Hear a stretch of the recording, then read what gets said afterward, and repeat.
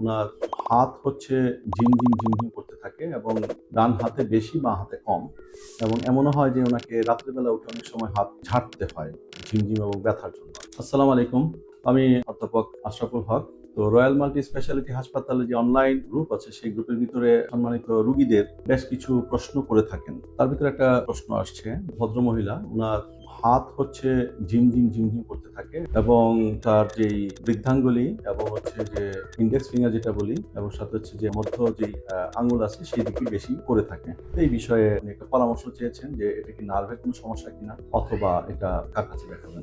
তো এটা যেই রোগ যেটা হয়ে থাকে সেটাকে আমরা ডাক্তারি ভাষায় বলি এনট্র্যাপমেন্ট নিউরোপ্যাথি। অর্থাৎ এনট্র্যাপমেন্ট মানে কোথাও ট্র্যাপ হয়ে যে চাপ লেগে সেখানে ভিতরে নার্ভের কোনো একটা সমস্যা।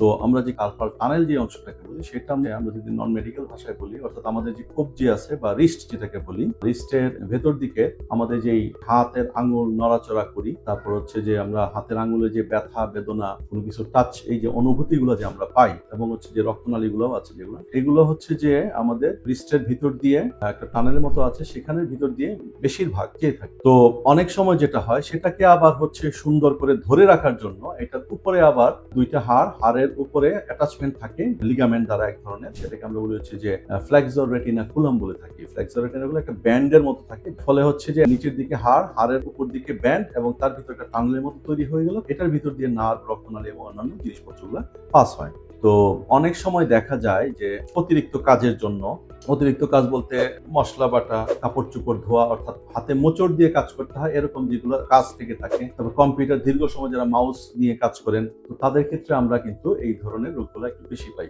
মহিলাদের রোগগুলো একটু বেশি হয় পুরুষদের চেয়ে। এর বাইরে বেশ কিছু ডিজিজ থাকে, সেই সব ডিজিজে এই রোগটা এনহ্যান্স হয় বা এটা আরো বর্ধিত আকারে দেখা যায়। যেমন হচ্ছে যে যাদের থাইরয়েডের সমস্যা থাকে, হাইপোথাইরয়েড থাকলে, ডায়াবেটিস যাদের আছে, এর ফলে কি ঘটে?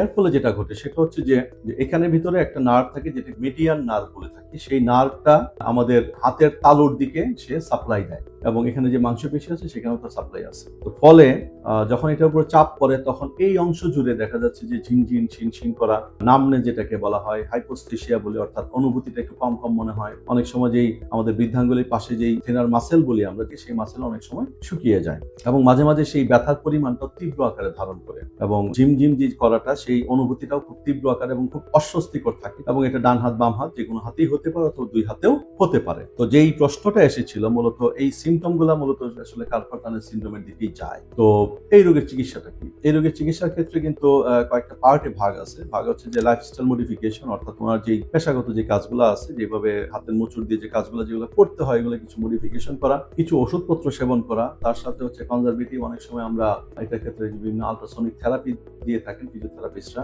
তার চেয়ে যদি বেশি সিভিয়ার বা মডারেট ফর্মে থেকে থাকে তাহলে অনেক সময় মিনিমাল ইনভেসিভ হাইড্রো ডিসেকশন বলা হয়, সেই জিনিসটাও করা যায়। এবং যদি দেখা যায় সিভিয়ার ফর্মে থাকে আমরা এই ক্ষেত্রে একটা ছোট কিন্তু সূক্ষ্ম অপারেশন করে আমরা ওই যে ফ্লেক্সর রেটিনাকুলাম বা যে ব্যান্ডটা থাকে উপরে সেই ব্যান্ডটাকে আমরা রিলিজ করে দিই, তখন দেখা যায় যে পেশেন্টের আল্লাহর রহমতে এই ধরনের যে সমস্যাগুলো থাকে সেই সমস্যাগুলো দূরীভূত হয়ে যায়। তবে এই রোগটা হলো কি হলো না এটা জানার জন্য আপনারা অবশ্যই একজন বিশেষজ্ঞ চিকিৎসক, নিউরোলজিস্ট বা নিউরোসার্জন পরামর্শ গ্রহণ করবেন বা হ্যান্ড সার্জনের পরামর্শ গ্রহণ করবেন, করার পর উনি ডায়াগনোসিস করেন এবং ক্লিনিক্যাল ডায়াগনোসিস, এবং সাথে হচ্ছে অনেক সময় আমরা এটার জন্য নার্ভ কন্ডাকশন স্টাডি যেটাকে বলে আমরা এনসিএস যে পরীক্ষা বলি সেই পরীক্ষাগুলো করে থাকি। এটার সাথে একটা জিনিস মাথায় রাখতে হবে, সেটা হচ্ছে অনেক সময় কিন্তু আমাদের ঘাড়ের কোনো ব্যথা বা ঘাড়ের নার্ভের কোনো চাপ কিন্তু হাত ধরে এই পর্যন্ত কিন্তু অনেক সময় আসতে পারে। তো সে কারণে সেই জিনিসটা আমাদেরকে কিন্তু ক্লিনিক্যালি রোগীটাকে দেখে পরবর্তীতে সেটাকে এক্সক্লুড করতে হয় আমাদের। সো এই ধরনের কোনো সমস্যা থাকলে সেই সমস্যাটাকে আপনারা আমলে নিবেন, পরবর্তীতে আপনার বিশেষজ্ঞ চিকিৎসক যিনি আছেন তিনি